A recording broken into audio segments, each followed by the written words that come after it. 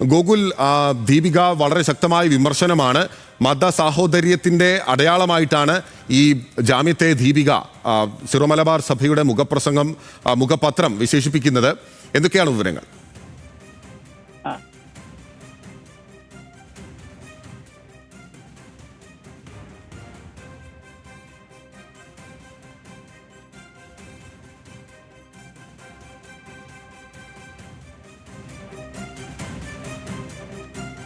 കന്യാസ്ത്രീകളുടെ ജാമ്യം വർഗീയതയ്ക്ക് മേൽ മതേതര സാഹോദര്യത്തിന്റെ വിജയമാണ് എന്നുള്ളതാണ് ദീപിക മുഖപ്രസംഗത്തിൽ പറയുന്നത്. ന്യൂനപക്ഷങ്ങൾക്കെതിരായ അതിക്രമങ്ങൾ തുടരുന്ന പശ്ചാത്തലത്തിൽ പ്രതിഷേധം തുടരൂ എന്ന ആഹ്വാനം കൂടി കത്തോലിക്ക സഭയുടെ മുഖപത്രം കൂടിയായിട്ടുള്ള ദീപിക അവരുടെ മുഖപ്രസംഗത്തിൽ പറയുകയാണ്. ഗോകുൽ രമേശ് നമുക്കൊപ്പം തുടരുന്നുണ്ട്. ഗോകുൽ, കേൾക്കാമെങ്കിൽ ഇപ്പോൾ അതിശക്തമായ വിമർശനം ഈ അറസ്റ്റിനെതിരെ ആവർത്തിച്ച് ഉന്നയിക്കുന്നുണ്ടായിരുന്നു ദീപിക. പക്ഷേ ഇന്നിപ്പോൾ മതസാഹോദര്യത്തിന്റെ ഒരു അടയാളമായിട്ടാണ് ഇന്നിപ്പോൾ ജാമ്യം ലഭിച്ചതിനെ ദീപിക മുഖപ്രസംഗത്തിൽ പറയുന്നത്. മറ്റെന്തൊക്കെയാണ് ഇതിൽ പറയുന്നത്?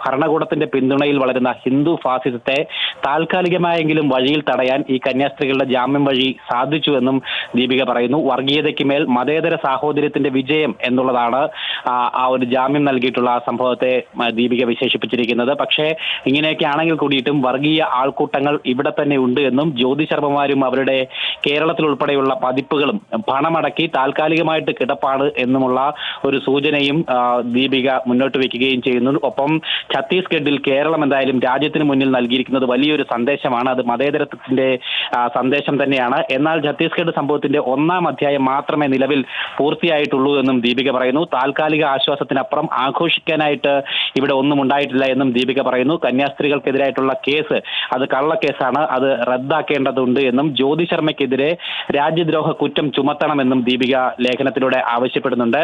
പാകിസ്ഥാനിൽ ഹിന്ദു ക്രിസ്ത്യൻ ന്യൂനപക്ഷങ്ങൾ അനുഭവിക്കുന്ന അതേ ദുരവസ്ഥ ഇന്ത്യയിൽ ഹിന്ദുത്വ ശക്തികളിൽ നിന്നും ഇവിടെയുള്ള ന്യൂനപക്ഷങ്ങൾ അനുഭവിക്കുന്നുവെന്നും ദീപിക പറയുന്നു. ഒപ്പം ഈ കാശ്മീരിൽ ഈ പാകിസ്ഥാൻ തീവ്രവാദികൾ നിറയൊഴിച്ചതിന് പകരം അതിർത്തി കടന്ന് അവർക്ക് വർഗീയവാദി ശക്തികൾക്ക് കൃത്യമായിട്ടുള്ള മറുപടി നൽകാൻ രാജ്യത്തിന് സാധിച്ചു. പക്ഷേ അതിർത്തിക്കുള്ളിലെ വർഗീയവാദികൾക്ക് മുന്നിൽ ഭരണകൂടം പത്മാസനത്തിൽ ഇരിക്കുകയാണ് എന്ന തരത്തിലൊരു വിമർശനം കൂടി ദീപിക ഈ ലേഖനത്തിൽ ഉൾപ്പെടുത്തിയിരിക്കുന്നു. കേരളത്തിലെ ക്രിസ്ത്യാനികൾ എന്തായാലും ആത്മപരിശോധന നടത്തി കഴിഞ്ഞിരിക്കുകയാണ്. ആരാണ് കന്യാസ്ത്രീകളെ പുറത്തിറക്കിയത് എന്നത് ക്രിസ്ത്യാനികളെ പറഞ്ഞ് ആരും മനസ്സിലാക്കി തരേണ്ടതില്ല എന്നും അവർക്ക് ഈ കാര്യങ്ങളൊക്കെ ബോധ്യമുണ്ട് എന്ന തരത്തിലുള്ള സൂചനയും ദീപിക നൽകുന്നു. എന്തായാലും അതിശക്തമായിട്ടുള്ള രൂക്ഷമായിട്ടുള്ള വിമർശനം തന്നെയാണ് ഭരണകൂടത്തിനെതിരെയും അതോടൊപ്പം തന്നെ ഹിന്ദുത്വ ശക്തികൾക്കെതിരെയും ഈ സിറോ മലബാർ സഭയുടെ മുഖപത്രമായിട്ടുള്ള ദീപിക അവരുടെ ഇന്നത്തെ എഡിറ്റോറിയലിലൂടെ നടത്തിയിരിക്കുന്നത്. ബിനിൽ.